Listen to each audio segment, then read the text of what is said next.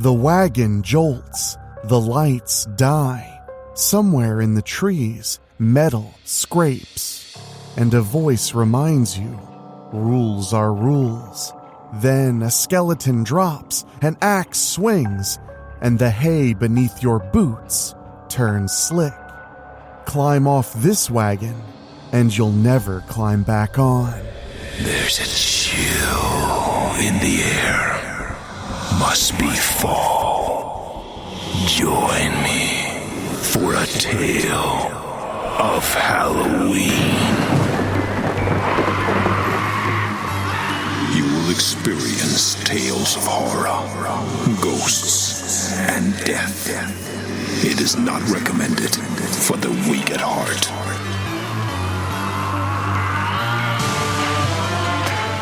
Join me for a tale of Halloween. This is Weekly Spooky.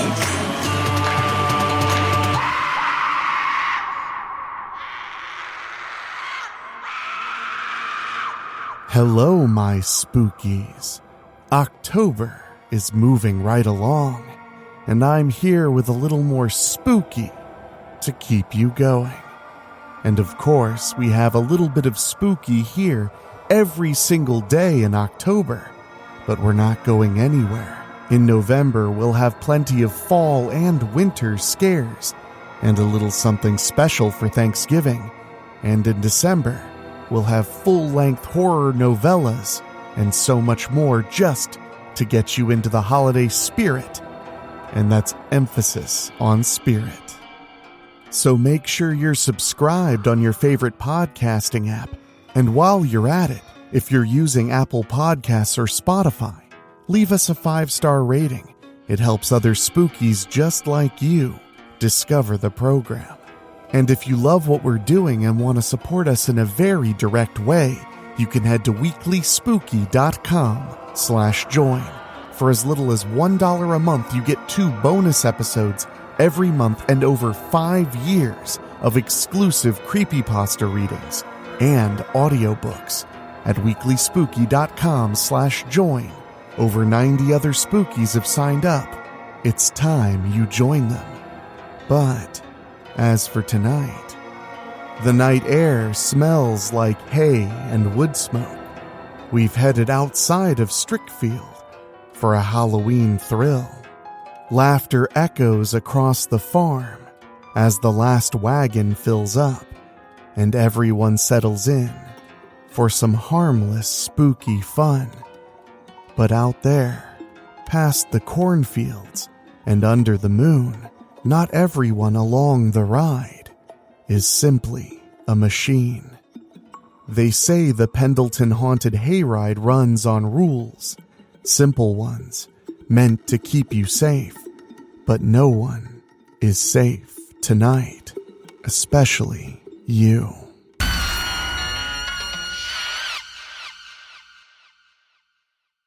Halloween Haunted Hayride by Rob Fields. The SUV moved along State Route 1 on Halloween night. Not a single car appeared in several minutes. Colette Mirren was driving with 3 friends.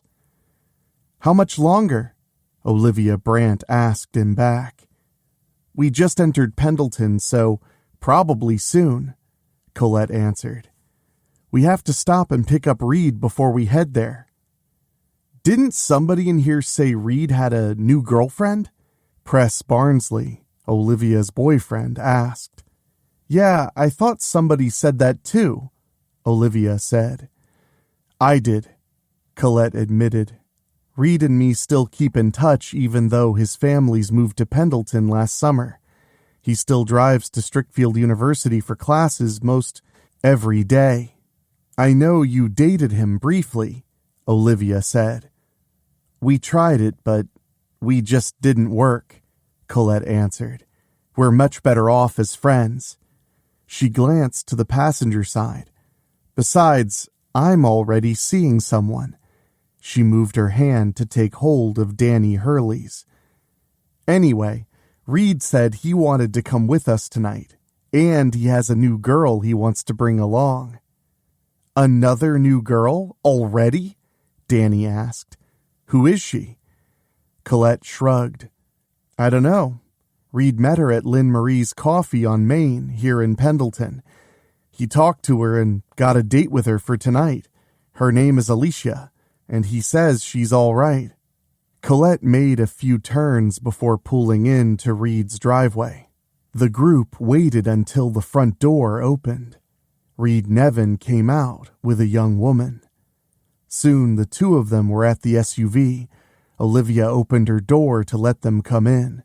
Reed climbed in back where the cargo space was to let the new girl sit with Olivia and press. Guys, this is Alicia Carruthers, Reed told the group. She just got here from Erie City a couple of days ago. Olivia raised an eyebrow. Erie City? That's hundreds of miles away. Alicia laughed a little. I'm not actually living here. I'm on loan from the Erie City Asylum. There's a person at the Juvenile Detention Center here that's giving the staff a hard time. That person has a history of heavy drug use, so I was brought in to help one of the doctors. If he deems the kid needs to be in asylum care, then that's where I come in. Oh, wow, Press said uneasily. You can't tell us the person's name? Olivia asked. Alicia shook her head. Can't. Rules are rules. It's the whole confidentiality thing and all. Seriously? Olivia persisted. What if this kid is some deranged lunatic or something? Alicia held her position. Sorry. Again, rules are rules. When everybody was seated, Colette pulled out onto the street and drove the car until they saw the parking lot. Here we are, Spencer's Farm, she cheered. I'm really looking forward to going on the Pendleton Haunted Hayride with you guys, Reed said excitedly. I did it last weekend just for something to do when I was bored at home. Reed explained that the attraction only had live people to drive the tractors for the hayrides themselves.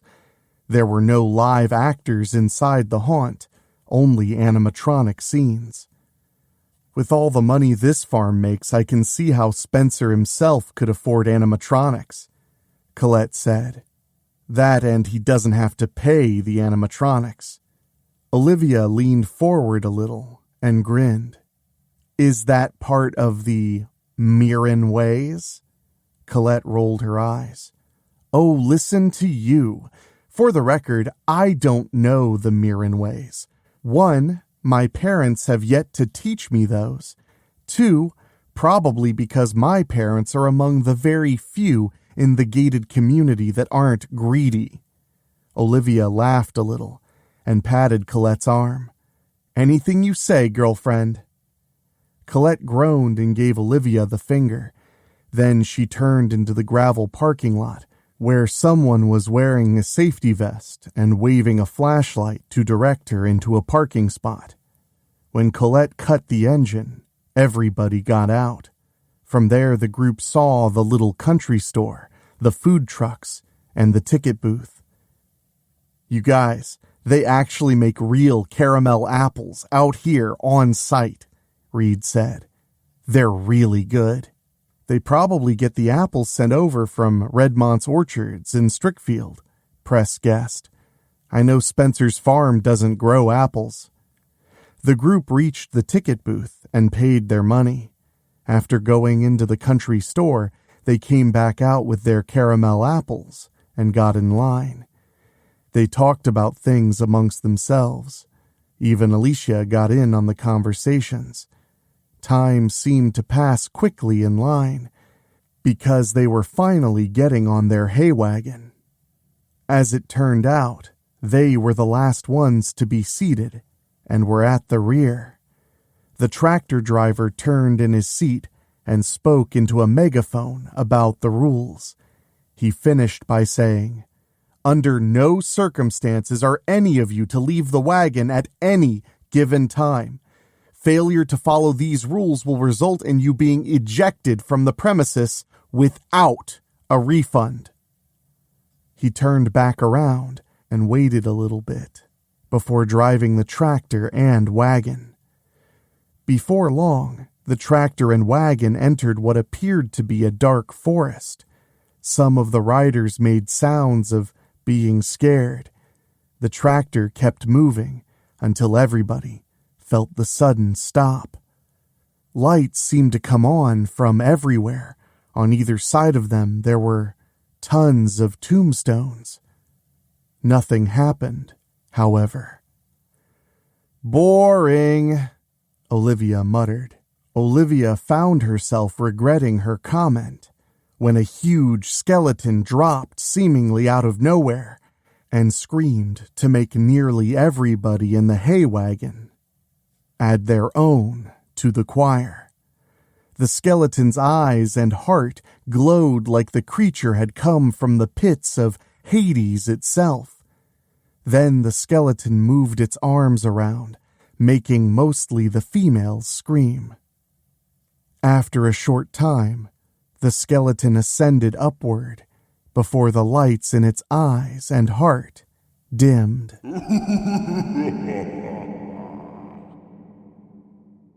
Alicia gulped to herself.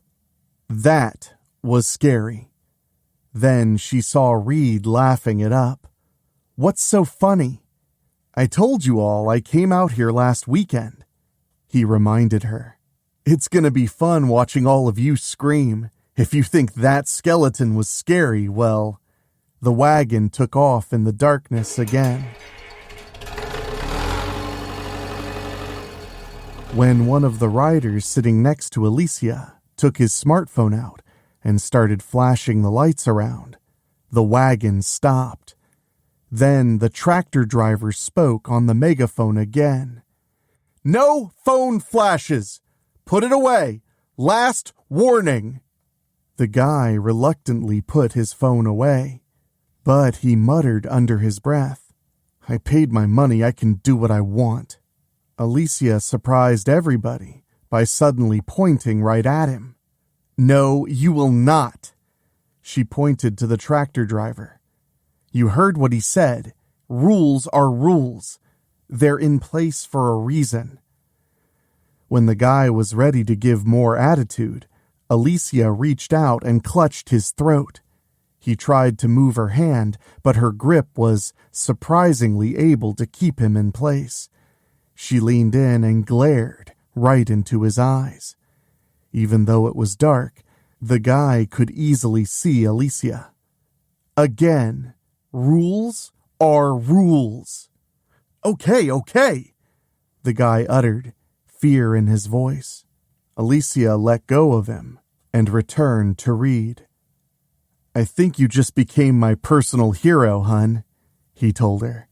Alicia took his hand. "Rules are rules. It seems like we're never taught that enough at the asylum. That's how incidents and accidents happen, when you don't follow the rules." The others heard the guy's girlfriend mutter to him, "Idiot." The wagon suddenly stopped again. Lights came on, just like at the first scene. They were in what appeared to be a western town. Several of the riders gasped when they heard crickets chirping. Even though the sounds were likely coming out of hidden speakers, they still scared the riders. Suddenly, the tavern nearby burst into flames. Then an animatronic man came running out, screaming as he burned before he fell over on the patio. The riders screamed even more when a flaming skeleton appeared and spoke to the dead man. "Fool, did you really think you could escape your fate?" The disembodied voice uttered. "Now you shall spend all eternity burning for your sins." The head turned and glared at the riders now. "And so shall all of you daring to enter my ghost town." The hand pointed at them now. "Did no one tell you of the legend of Hellgate? If they did not, It is much too late now. You shall join this man in his fate." Many screams were heard when the skeleton uttered long peals of horrible laughter. They screamed even louder when the rest of the buildings suddenly burst into flames. "Welcome to my world now." The skeleton bellowed and laughed even more menacingly. When the hayride continued, the group saw the flames die down and go out when they were far enough away. Olivia tapped Reed's hand. "Does it get much worse than that?" Reed chuckled. "I ain't ruining the surprises." Olivia growled a little. She calmed down when Press put his arm around her. When she turned his way, they shared a brief kiss. Then Danny took Colette's hand. "You okay?" he asked her. She nodded. "I got scared real good, but I'll be okay." The wagon came to another sudden stop, what appeared to be the inside of a crypt. Coffins seemed to be everywhere. They were motionless vampires and victims in the scene. A soundtrack played depicting what sounded like a horrible vampire massacre. As it reached its spine-chilling climax, a huge animatronic vampire that appeared to be half transformed between human and bat suddenly appeared from seemingly out of nowhere and screeched a horrible screech. "You belong to me now," the animatronic said. "Your lives as you knew it are over now. You shall learn to enjoy your new lives here as members of the undead."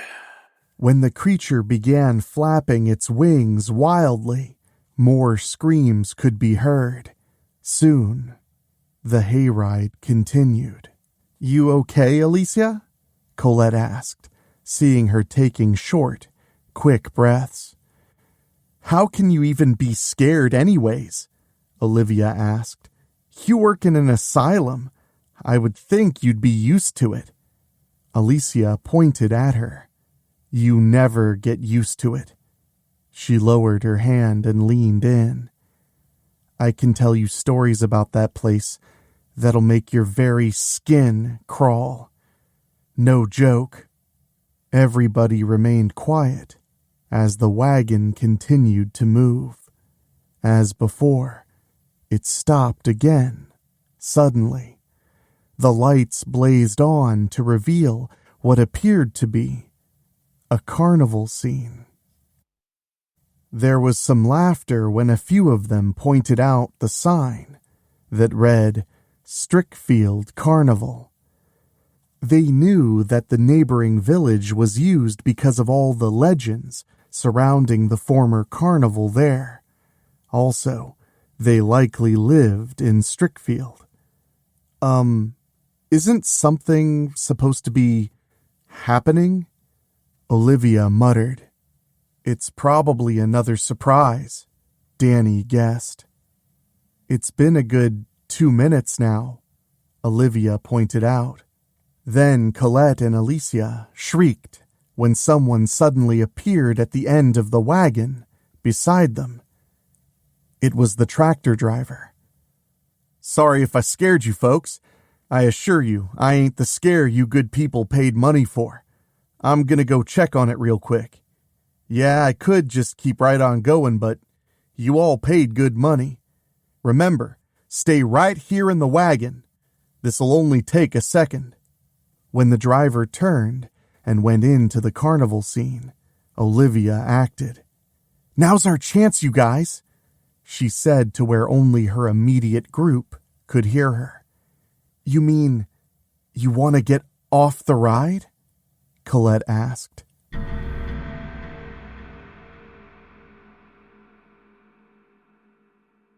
Olivia smiled. with a hint of mischief. Yeah, we can make our own way around this place and make it worth the $25 we each paid to get in here. Come on, girl. It'll be a rush.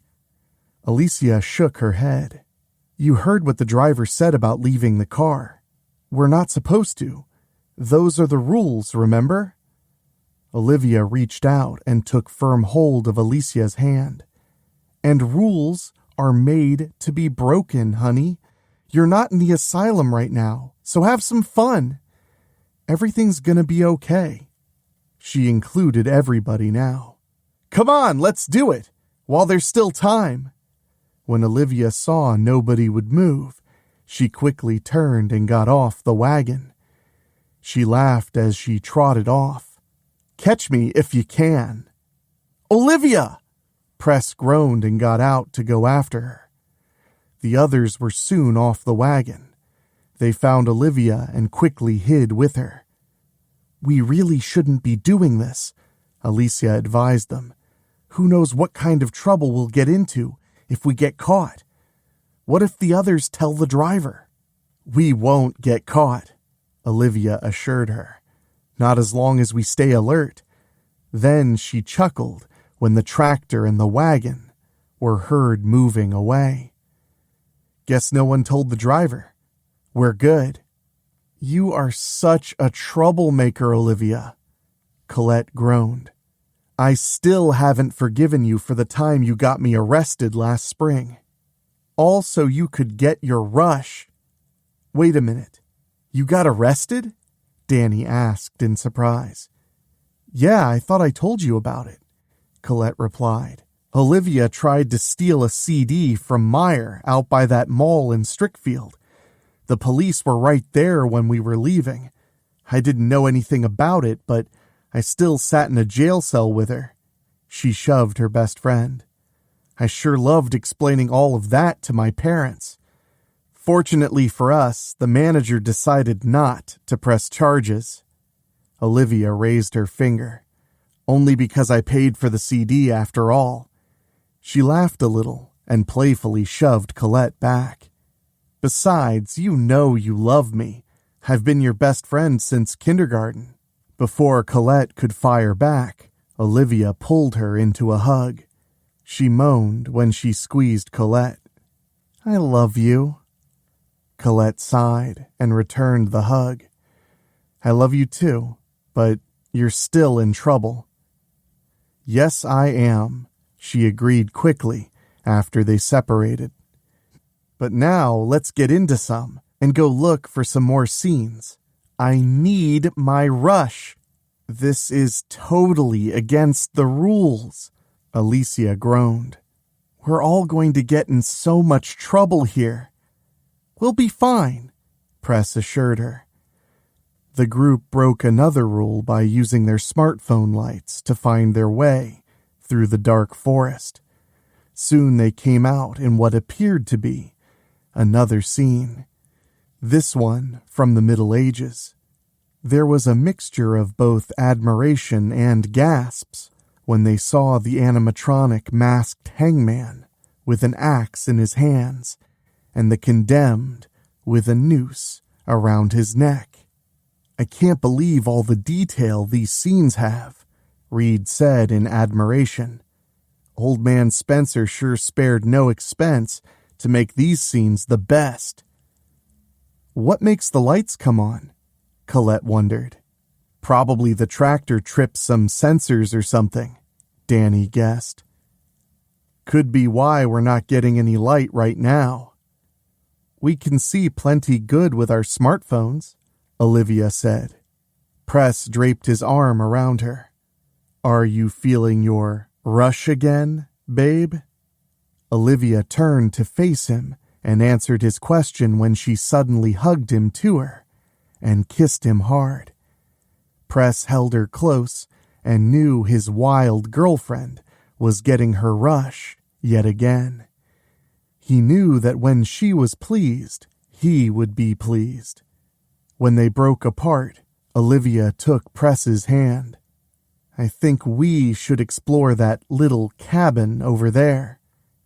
Press didn't need Olivia to either explain why or tell him twice. "You guys!" Colette called out. "Seriously?" Suddenly, Alicia turned and pointed in a direction. "I heard something. Over there." The rest of the group was quiet for a moment. When they heard the sounds of a tractor approaching, Danny said, "It's another hay wagon." "If they see us, we'll definitely get in trouble," Colette choked. "Oh, I hate you, Olivia." Danny took her hand. "Let's get out of sight." Alicia shrieked and took off running. "Honey, wait!" Reed called out and chased after her. Danny and Colette ran behind the gallows. It wasn't long before the tractor and wagon approached the scene and stopped suddenly. After a bit, the lights came on, the animatronics came to life and performed their scene. The patrons on the wagon screamed when the gruesome scene was doing what they had paid good money to see. A louder chorus of screams filled the area as it reached its horrifying conclusion. But Colette hadn't really heard much of the screams after Danny had backed her up against one of the pillars and started kissing her. Colette returned her boyfriend's affections and kissed him back. Right then, she was glad that Olivia had felt mischievous. Even though she could get upset with her best friend, she had to admit she felt the same rush at knowing they were taking risks like this, and making out with her boyfriend made her own rush that much more enjoyable. When she and Olivia were sitting in one of the cells at the Strickfield Police Department, Colette couldn't stop shaking. Olivia thought she was afraid and teased her about it. The truth was, Colette was feeling the rush. Of course, she would never admit this to Olivia. Colette told Danny they could take things further right there. The tractor and wagon were long gone, but the lights were still on. Danny unzipped Colette's hoodie and unbuttoned her blouse. When he stuck his hand further inside, that wasn't what broke the couple out of their romantic mood. They heard some loud movements close by and stopped kissing automatically. Danny removed his hand from her blouse. Colette quickly buttoned it back up. "Guys, is that you? Who's there?" The two of them moved out in front of the gallows. Colette felt a little scared and took Danny's hand. She closed her eyes and took deep breaths. At the same time, she was feeling that rush again. She knew she couldn't wait for more of their adventure at the Pendleton Haunted Hayride to continue. Once she confirmed the others were okay, Colette opened her eyes and gasped when she heard the hangman laughing his horrible laughter up on the platform. "You okay, hun?" Danny asked. "Yes," Colette replied, feeling her rush again. "Oh, yes." Her eyes opened wide when she heard movement on the platform. She and Danny both looked up and saw the hangman's axe right down at them, and fast. Colette felt her legs taking over and running her away from the platform. She couldn't believe that the hangman had literally come down with his medieval axe. Then she made herself stop to turn around for Danny. However, the scene's lights went dark, just as Danny screamed. Colette screamed herself when she heard the swings of the axe and the sickening, sloshing thunk noises that followed. Danny screamed only a few more times before they got less loud and shorter. When she heard another sickening wet thunk, Colette felt a new rush that forced her to run for all she was worth. "I can't believe this is happening," she uttered quickly. Colette stopped when she reached a big tree and hid behind it. Since there were no lights, she was sure the hangman wouldn't find her, right? Right? She tried to keep her breathing as low as she possibly could. What was wrong with her? How could she feel such a rush at a time like this? Her boyfriend was likely dead, and she was high off the excitement. She tightened her fists and knew she had to keep going. She didn't really think about it, and just moved in a direction. Even though it was still practically pitch dark, she could still make out the trees in front of her and avoid them. She tried to keep quiet. Was the hangman really coming after her? But the more important question was, why had the animatronic suddenly come to life? She felt herself shivering, but not from the cold. She couldn't stop feeling the rush. She wondered how much longer she would continue to feel it. Would she eventually pass out from too much excitement? She came to a clearing and realized she had possibly found another scene. "Help! Oh God, no!" Colette heard nearby.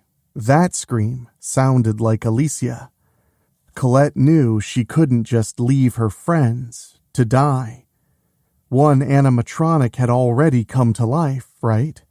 What was to say that another one hadn't? Still, if Alicia was alive, she had to try and save her. And what about Reed?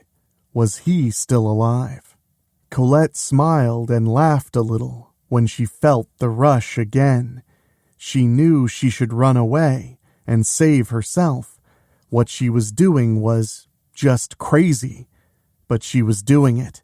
When she reached the door to the cabin, the lights suddenly came on to reveal a giant man with a deformed face, with huge, bulging eyes, and a great big axe to bury, possibly in her head.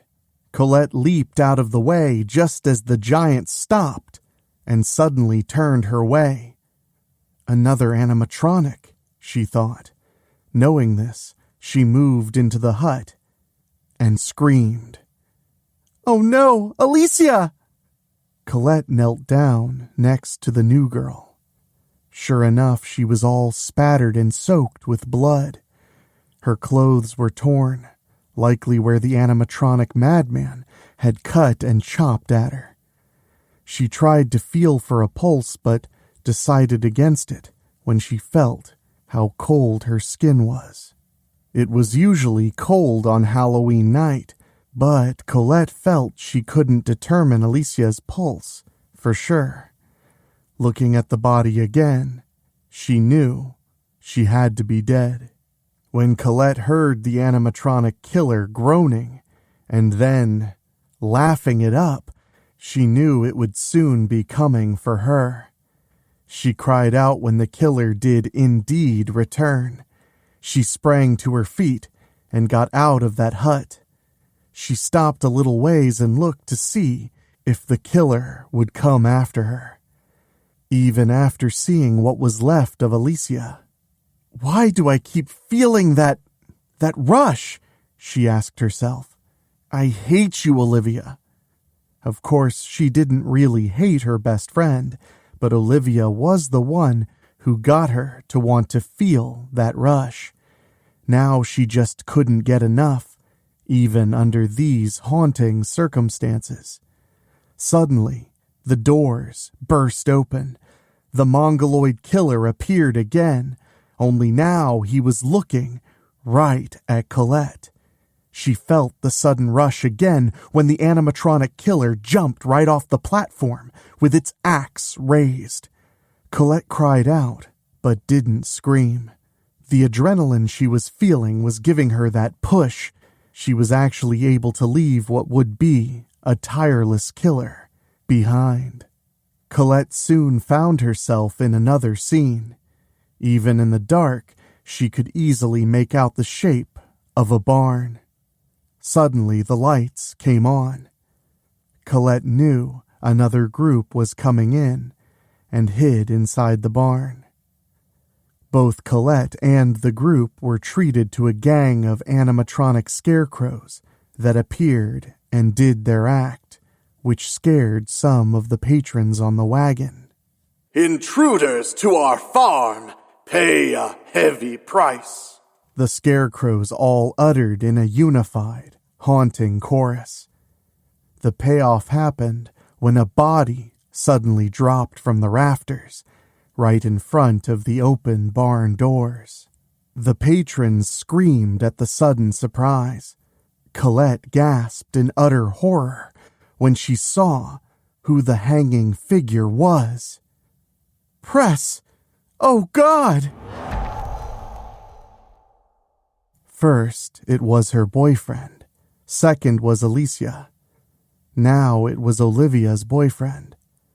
She tightened her fists and groaned again. This latest rush felt just capital. She knew she was just as much an addict, if not worse, than Olivia. She knew she should be very afraid, but she continued to get off on the excitement. Maybe this was a good thing.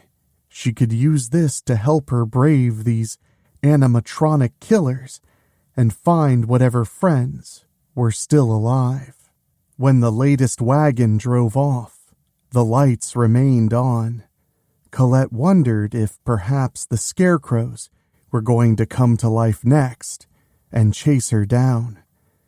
Then she heard some twigs breaking and turned to see the animatronic killer in the distance with the axe in both hands. Colette just laughed as her excitement kept her fear away. She felt almost brave enough to confront this electronic monstrosity head on, but she wasn't dumb enough to do that very thing. Colette turned and ran, this time heading to the path where the tractors pulled their hay wagons. She didn't care if she ran into one of them or not. She had to get help for her remaining friends. Maybe they could even help her find them. She prayed they weren't already dead. Colette kept moving, but not a single wagon appeared. She stopped and quickly dug out her smartphone. It's almost 12:15. The event ended at 11. How long have we been out here? She could call the police, since she had a phone signal. But the swing of an axe suddenly knocked the phone from her hand and sent it to the ground. She didn't need to pick it up to see that the screen was cracked in several places. She could just barely make out that her phone was no longer receiving signal. The killer animatronic chasing her down hadn't harmed her, but her phone was destroyed for sure. Colette ran off again as the animatronic killer was raising his axe. In that moment, she wondered, if that thing don't get me, will my heart give out? How much more of this incredible rush can I take? Colette! Over here! A voice called out. Colette looked to see Olivia behind what appeared to be an outhouse. When she reached Olivia, she saw that Reed was also there. We gotta go, Olivia said quickly, pointing past Colette. The three of them ran through the woods together. They could hear the animatronic slasher continuing to give chase. They came upon another scene. This one was the entrance to what appeared to be a dilapidated old mansion. They ran up onto the steps. As Reed opened one of the French doors, an animatronic undead butler surprised them. They didn't even bother listening to what the butler had to say. They ran past the thing and into the house, only to find themselves shortly dropping onto the grass below. They collected themselves and got back to their feet, muttering among themselves how they should have realized that the front doors were just an illusion in the scene. When the animatronic killer came around, instead of going through the French doors, they took off running again. "Reed, do you know about Alicia?" Colette asked. "We got split up," he answered. "I've been trying to look for her." "Why?" Colette didn't say anything right away. It was only when they ran back to the barn scene and hid inside that she told Reed about Alicia. "Oh, man," Reed groaned, bowing his head. Then he looked back up at Olivia and Colette. "I really liked Alicia." Then he realized and took Colette's hand. "Danny?" Colette shook her head slowly. Olivia did the same. They knew now they were the only ones left. "We gotta get out of here," Olivia said. Colette noticed Olivia was tightening her fists and knew the rush had her too. Neither of the girls wanted to go, but they couldn't put Reed in danger.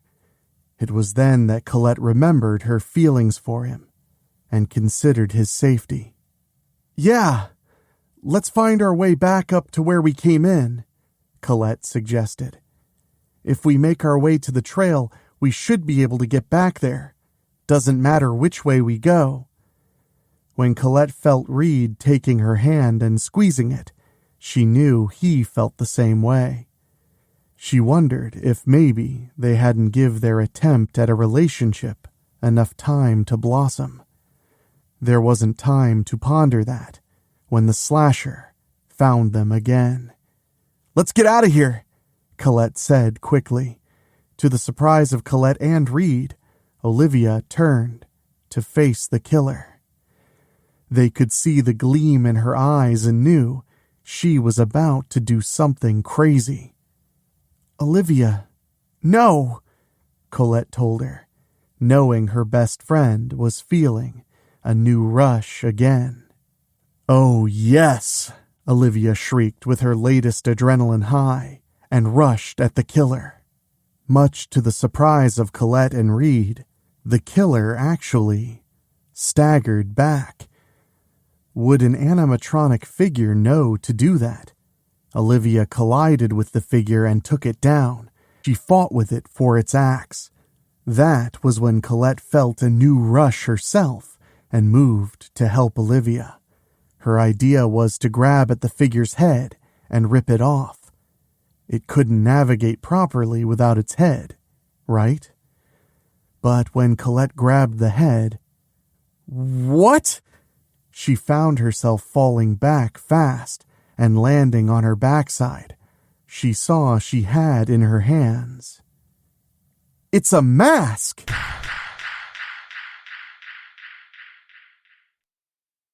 Then she heard Reed yell, "Alicia, are you serious?" Alicia grabbed and pushed hard on the axe handle to force Olivia off. Then she got to her feet. She looked like a feral girl with gleaming eyes that communicated she was nothing like when they had met her at Reed's house earlier. "Why couldn't you have just followed the rules?" Alicia yelled in a demented tone. But oh no, Olivia just can't be bothered to follow the rules. She laughed maniacally now. "Why didn't you listen when I told you that rules are rules?" Alicia laughed again and swung the axe. "We always try to teach the inmates at Erie City Asylum the importance of rules. But when they wouldn't listen," she laughed maniacally again, "I just had to put them at peace. Plenty of ways to do it, too. Maybe some extra drugs here, a pen in the eye there, a little cyanide in their food." She swung the axe. "You'd have thought the doctors themselves would have understood that, since they always stress the importance of rules," Alicia continued. "But they didn't approve of my methods and had me locked up. Me, even though the staff turned against me, I still believed in the importance of following the rules."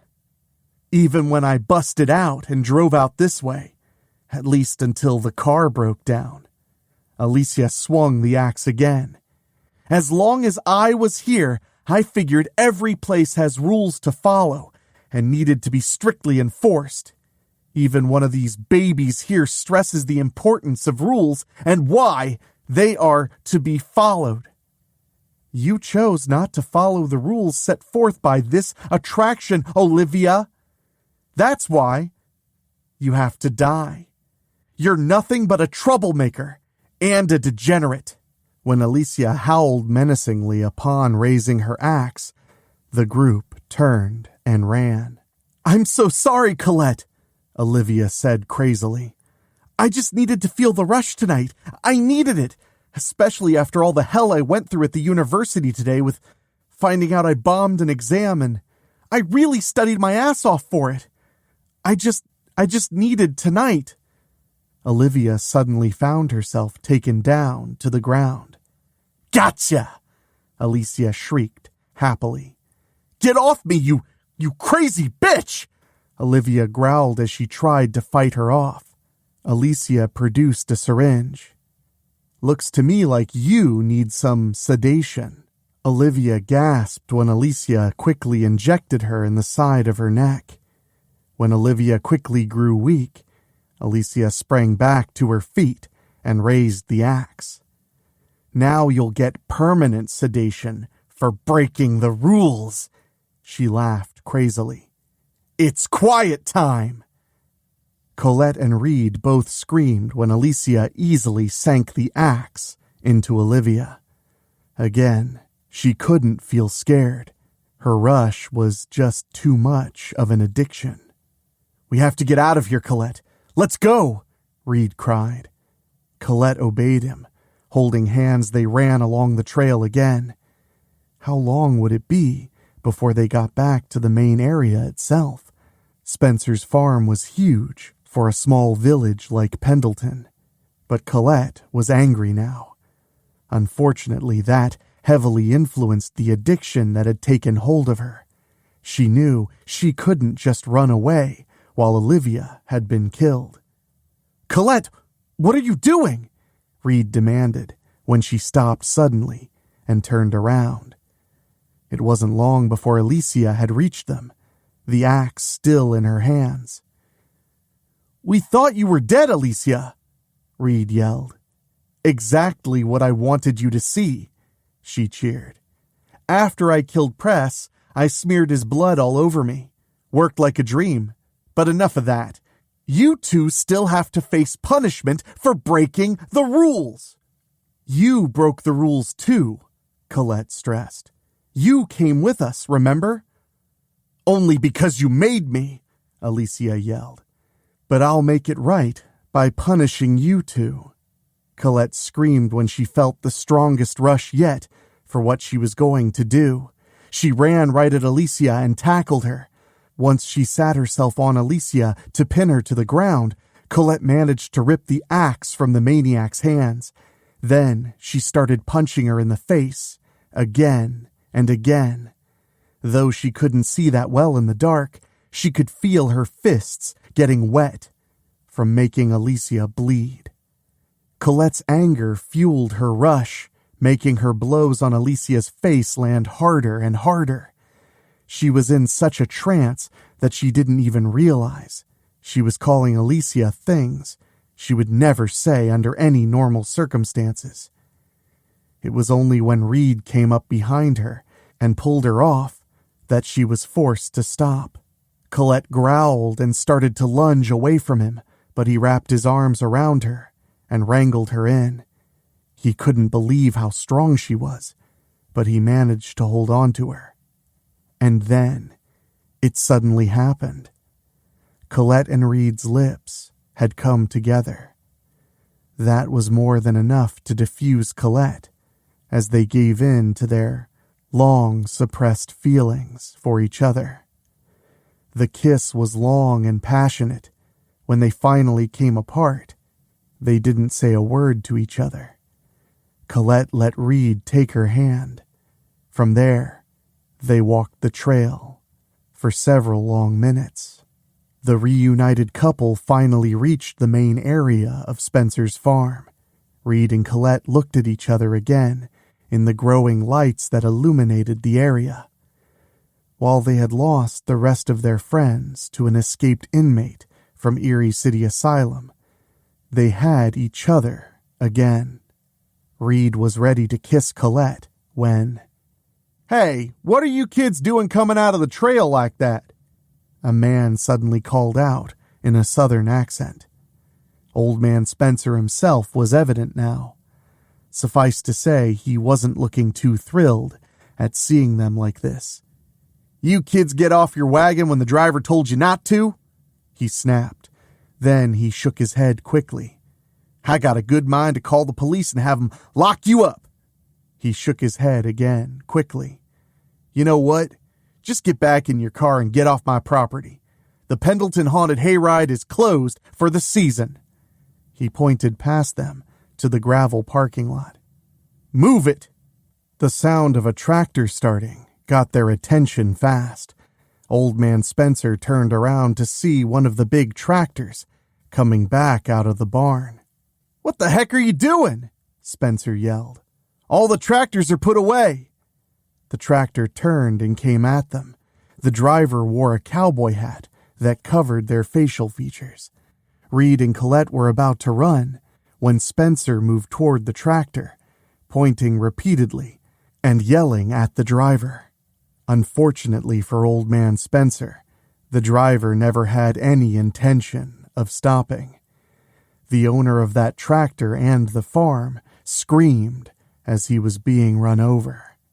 Even more unfortunate for Spencer, this tractor had the belly mower attached.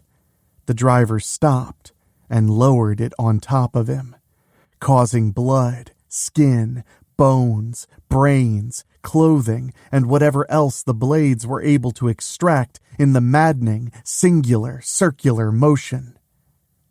Spencer's screaming had only been heard momentarily. The driver sat there, not moving, for several seconds. Finally, they moved a hand to raise the cowboy hat up to reveal Alicia. Her face was still battered and bloody from Colette's beating. She didn't seem to be too upset about it, however, when her eyes brightened and she smiled. "Howdy, neighbors!" Alicia cried happily. "And welcome to the Pendleton Haunted Hayride. Again. And now, let me go over the rules, because rules are rules." The couple could only speculate what Alicia's rules would be when she produced a double-barreled shotgun and aimed it at them. "Rule number 1, Alicia announced before squeezing the first trigger, catching Reed between the eyes. "No!" Colette shrieked. "And rule number 2 was the last thing Colette heard when Alicia squeezed the second trigger.